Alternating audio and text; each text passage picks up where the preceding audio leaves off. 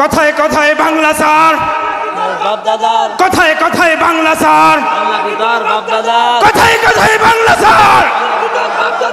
সংগ্রামী সাথী ও বন্ধুগণ, যারা কথায় কথায় বলে বাংলা স্যার, আমরা তাদেরকে হুঁশিয়ারি করে বলতে চাই, বাংলা কারো বাপ দাদা না, কথা বলেন ঠিক কিনা? সংগ্রামী সাথী ও বন্ধুগণ, এখন আপনাদের সামনে বক্তব্য রাখবেন কাজী মাজহারুল আনোয়ার। কাজী মাজহারুল আনোয়ার, সিনিয়র সহসভাপতি, জামালপুর জেলা শাখা।